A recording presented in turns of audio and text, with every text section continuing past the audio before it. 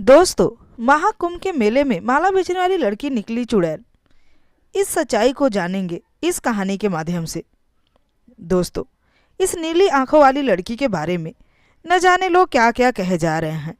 कोई कुछ तो कोई कुछ कह रहा है, मगर सच्चाई क्या है आज हम इस कहानी के माध्यम से आपको बताने जा रहे हैं। दोस्तों, इस नीली आंखों वाली लड़की के बारे में जो सच्चाई हम आपको आज बताएंगे, उसे सुनकर आप भी चौंक जाएंगे। तो दोस्तों, आखिर यह नीली आंखों वाली लड़की कौन है, इस सच्चाई को हम इस वीडियो में आगे जानेंगे। मगर उससे पहले आप सभी से मेरा एक छोटा सा गुजारिश है, अगर वीडियो जरा सा भी पसंद आए तो वीडियो को लाइक करके चैनल को सब्सक्राइब जरूर कर दीजिएगा, ताकि मैं इस तरह की कहानियाँ और भी लेकर आती रहूं। तो चलिए चलते हैं कहानी की ओर। दोस्तों, 12 साल पहले जो महाकुंभ के मेले लगे थे, उसमें हूबहू ऐसी ही नीली आंखों वाली लड़की आई हुई थी, जो कि उस मेले में भी माला बेचने का काम कर रही थी। लेकिन आज जो यह लड़की माला बेच रही है, क्या इसका कोई रिश्ता उस लड़की से है जो फिर से इस महाकुंभ में माला बेचने आई है? यह कहानी 12 साल पहले की है। रौनक नाम का एक लड़का था जो महाकुंभ के मेले में मेला देखने गया था 12 साल पहले। अब जब वो मेला में जाता है तो इधर उधर नजरें दौड़ाता है। चारों तरफ मंत्र उच्चारण गूंज रहे थे। चारों तरफ साधु संत अपने अपने तपस्या में लीन थे। दोस्तों, आपको बताते चलो कि महाकुंभ का मेला बहुत ही पवित्र माना जाता है। जो भी यहाँ आते हैं उन्हें एक अलग ही शक्ति प्राप्त होती है। जैसे ही स्नान करते हैं लोग इस गंगा जल में, तो उन्हें एक अद्भुत शक्ति मिलती है। दोस्तों, ये जो संगम के पानी है वो अंदर से एक अलग ही शक्ति प्रदान करती है। इसलिए रौनक भी अपने परिवार के साथ इस महाकुंभ के मेले में आया था स्नान करने। अब जैसे ही रौनक स्नान कर रहा था तो उसे महसूस हुआ कि उसके पास के पानी उबाल मार रहे हैं। उसने यह बात अपने भाई अमित से भी बताई, लेकिन अमित हंसने लगा और कहा, यह तेरा एक स्वप्न मात्र है, तू काल्पनिक बातें बहुत सोचता है, शायद इसलिए ऐसा हो रहा हो। लेकिन रौनक का मन बहुत बेचैन हो उठा। शाम का वक्त हो चुका था। सभी परिवार मेला घूमने के प्लान में थे। मेले में बहुत ही साधु महात्मा पहुंचे हुए थे और जगह जगह स्टॉल भी लगे हुए थे। रौनक की नजरें इधर उधर दौड़ने लगी। तभी उसकी नज़र एक लड़की पे पड़ी जो एक कोने में बैठकर माला जाप कर रही थी। उसका चेहरा असामान्य था। उसकी आंखें नीली नीली थी। उसकी आंखों में एक अजीब शक्ति दिख रही थी। उसके होठ अनजान शब्दों के जाप कर रहे थे। यह सब देखकर रौनक एकदम से उसकी तरफ खींचा चला गया।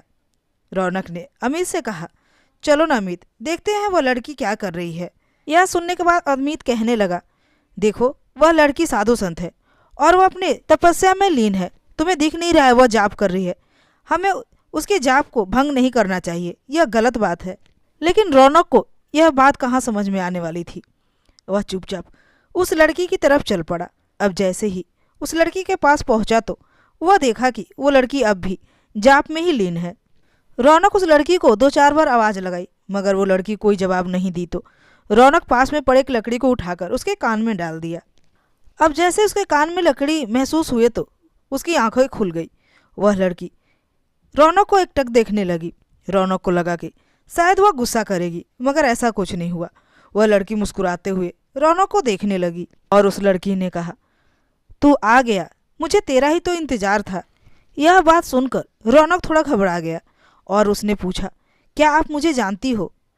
उस लड़की ने कोई जवाब नहीं दिया। एक माला निकाला अपने गले से और रौनक को दे दिया और कहा, इस माले को तुम रात में पहन लेना, तुम्हें सारे जवाब मिल जाएंगे। अब रौनक उस माला को लेकर बिना सोचे समझे अपने परिवार के पास चला आया और फिर जब रात हुई तो उस माले को पहनकर वो सो गया।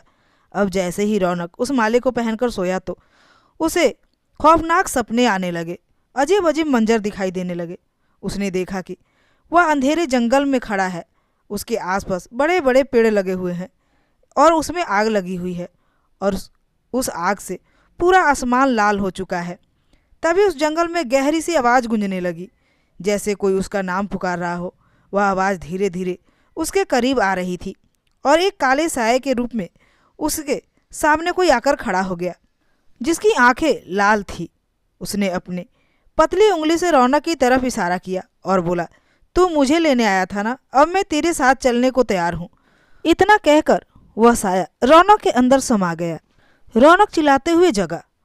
वह पसीने से भीग चुका था। जब वह माला को देखा तो वह माला बहुत तेज गर्म हो चुका था। उसने तुरंत उस माला को निकालकर जमीन पर फेंक दी और फिर चादर तानकर सो गया। कुछ दिनों में रौनक ने अपने परिवार के साथ अजीब घटनाएं घटते हुए देखा। उसने देखा कि उसके पापा की जो दुकान थी कपड़े की, उसमें भी आग लग चुकी है और उसकी मम्मी की तबीयत खराब रहने लगी है और उसका भाई जो अमित था उसे नौकरी से निकाल दिया गया। यह सब देखकर वो बहुत घबराने लगा था। उसे घबराहट होने लगी थी। अब रौनक को समझ नहीं आ रहा था कि ये सब क्यों हो रहा है। तभी एक रोज रौनक अपने घर में अलमारी साफ कर रहा था। उसने देखा कि उस अलमारी में वही माला पड़ी है जो उसने कभी जमीन पर फेंकी थी। अब उस माला को लेकर वो मम्मी से पूछने गया, माँ ये माला अलमारी में कैसे पड़ी है? तब उसकी माँ ने कहा, इस माला को तो मैंने ही अलमारी में संभाल कर रख दिया था। अब रौनक को समझ में आ चुका था कि जो भी यहाँ समस्याएं खड़ी हो रही है वो सारी समस्याओं का जड़ ये माला ही है। इसलिए रौनक उस माले को लेकर कूड़ादान में डाल दिया। अगले दिन रौनक लैपटॉप पे कुछ काम कर रहा था अपने कमरे में। तभी उससे महसूस हुआ कि उसके पीछे फिर से वही काला साया खड़ा है। जब वो पीछे मुड़कर देखा तो वहाँ कोई नहीं था, मगर थोड़ी देर में रौनक दोबारा पीछे मुड़ा तो उसके पीछे वही साया खड़ी थी जिसकी आंखें लाल थी। उस साया को देखकर रौनक इतना डर गया था कि उसकी आवाज़ तक बाहर नहीं निकल पा रही थी। अब धीरे धीरे वह साया रौनक के करीब आया और उससे कहने लगा, तू फिर से संगम जा। इतना सुनते ही रौनक चिल्लाते हुए अमित के कमरे में गया और अमित को सारी बात बताई। मगर अमित को अब भी लग रहा था कि यह इसकी काल्पनिक सोच है, ऐसा कुछ भी नहीं है। इसलिए अमित सोचा कि इसे कल मंदिर ले जाऊंगा। हो सकता है वहाँ ले जाने के बाद इसके अंदर जो भी डर बैठे हैं वो निकल जाएं। लेकिन रौनक बहुत डरा हुआ था, इसलिए वह सुबह होते ही बिना किसी को बताए इलाहाबाद के लिए गाड़ी पकड़ ली। और वह जैसे ही गाड़ी पकड़कर जा रहा था तो बीच में बस रुकी चाय वाय पीने के लिए।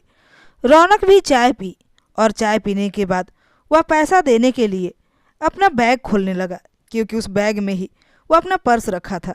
अब जैसे ही वो बैग खोला तो उसकी नज़र उस माले पर पड़ी जो माला वह कूड़ेदान में फेंक दिया था, क्योंकि वो माला उसके बैग में पड़े थे, जबकि उसने तो उस माले को कूड़ेदान में फेंक चुका था। अब यह देखकर वो और भी घबरा गया, मगर उस माले को निकाल कर नहीं फेंका। वह चुपचाप पैसे दिया और उस बस में बैठकर महाकुंभ के मेले में पहुंच गया। वहां जाने के बाद वो अपनी नज़रें दौड़ाने लगा और उस नीली आंखों वाली लड़की को ढूंढने लगा। अब जैसे ही वो लड़की दिखी तो वह दौड़ता हुआ उसके करीब गया और उसके चरणों में गिर पड़ा। गिरकर उससे माफ़ी मांगने लगा। यह सब देखकर उस लड़की को उस पर दया आ गई। उसने कहा, तुमने एक तपस्विनी को छेड़ा है और इसकी सज़ा तो तुम्हें मिलने ही वाली थी।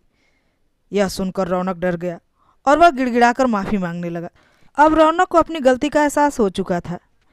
वह बार बार एक ही बात कहे जा रहा था, अब दोबारा ऐसा नहीं करूँगा, मुझे माफ़ कर दो।